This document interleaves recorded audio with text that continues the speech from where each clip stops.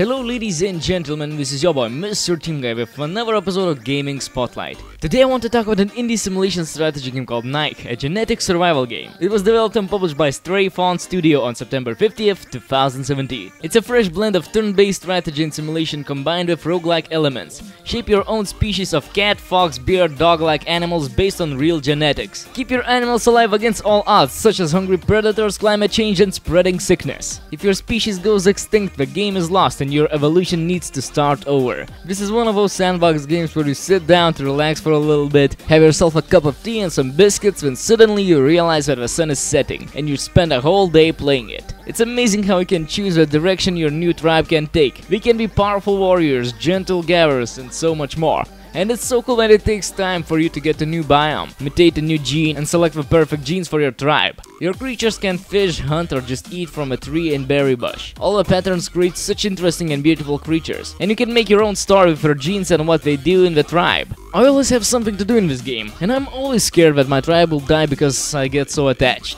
A simple creature that has, let's see, crippled paws, derp snout, and doubled up immunity would make me fall in love with them. I do love how all the beautiful and perfect creatures look, but there's just something about those creatures that doesn't have those beautiful and perfect genes that make them so beautiful. Rogue children are mostly disliked and fed to the birds. I have a very soft spot for them, and I never just let them die. I always try to find them a mate and a purpose in the tribe. This seemingly simple game has so much potential and I absolutely love it. From the ugly creatures to the perfect creatures, everything in this game has a story. I can't wait for the future of this game, and I hope the community keeps growing. Of course, the game has its flaws. The tutorial does a poor job at explaining anything above the bare basics. There is a bug I encountered where my tribe went extinct despite being 5 members and having plenty of food. I can see this annoying a lot of people when you can't go back to a previous save due to the function not working. The genetics and hybrid factors, which is supposed to be key gameplay elements, plays no major role in the game as you can progress just fine without ever using them. If you don't like micromanagement, you're not going to like this game. You have to micromanage every move and action your creature makes. You have to choose specific genes you want to try and breed into your tribe for every creature. That's about all bad things I can say about this game. With a diverse gene pool of colors, patterns, claws, eyes, horns, and special ancient genes, you end up with a diverse and interesting tribe of creatures. It can be a fun challenge to try and breed a creature that can not only survive and thrive, but look exactly how you want. Challenging terrain makes for an interesting gameplay as you're forced to adapt to your environment.